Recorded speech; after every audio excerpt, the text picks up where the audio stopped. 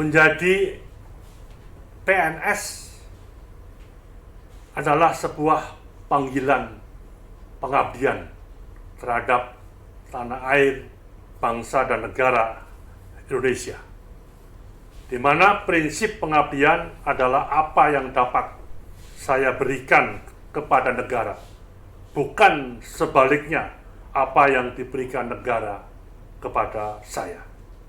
Konsekuensinya, salah satu mungkin penghasilan dianggap relatif kecil dibanding pegawai swasta atau kita berwira swasta. Kecil sebagai insentif, namun menurut saya dengan adanya tunjangan kinerja atau TPP di era sekarang, ada gaji ke-13, gaji ke-14, jaminan pensiunan seumur hidup, ada taspen, ada pendapatan-pendapatan lain dari tiap-tiap kementerian, lembaga, instansi, dan daerah yang mendukung kinerja semua ASN, saya kira secara totalitas sudah mengimbangi swasta. Dan mungkin lebih besar, walaupun belum merata di semua ASN di daerah, tergantung PAD dan sebagainya. Seiring dengan waktu dan jiwa pengabdian sebagai ASN semakin terasa menurun. Ini tantangan yang harus kita tingkatkan. Pengabdian yang harus lebih kita utamakan. Saya kira konsep pembinaan pegawai untuk menjamin jenjang karier, untuk meningkatkan kesejahteraan sudah menjadi perhatian pemerintah di era Bapak Jokowi dan Bapak Ma'ruf Amin yang menempatkan reformasi birokrasi sebagai visi misi Presiden dan Wakil Presiden dan visi misi seluruh pemerintahan ini. Zaman memang berubah, apalagi generasi milenial yang merasa asing dengan konsep pengabdian mungkin, tapi tidak logis katanya.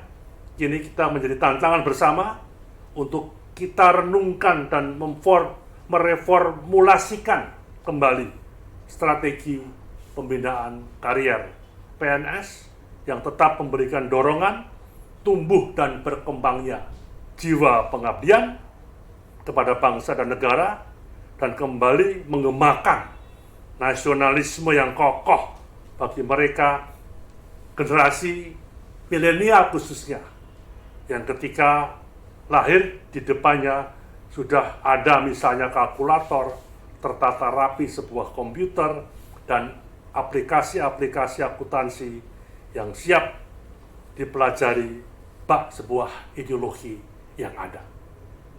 Saya sebagai Kementerian Pan-RB terus mencermati gelagat dan perkembangan dinamika dalam kerangka memenuhi kebutuhan daerah, kebutuhan kementerian instansi tentang pegawai negeri sipil, termasuk P3K-nya. Sehingga ASN di negara kita ini harus bisa semakin inovatif, semakin praktis, semakin mampu beradaptasi, semakin mampu berkolaborasi, sehingga birokrasi yang panjang harus bisa menjadi pendek, kemudian tata kelola melayani masyarakat dan perizinan bisa terwujud dengan baik, dan sistem-sistem kepegawaian ini akan bisa kita laksanakan ke depan untuk semakin efektif dan efisien. Semoga warga negara Indonesia yang sudah punya niat mengabdi melalui ASN ya harus diperteguh. Jangan hanya karena dilihat dari satu sisi penghasilan misalnya.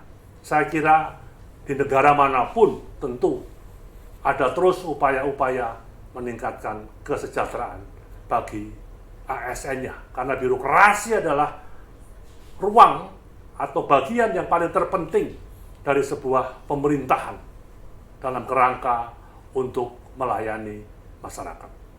Sekian, terima kasih.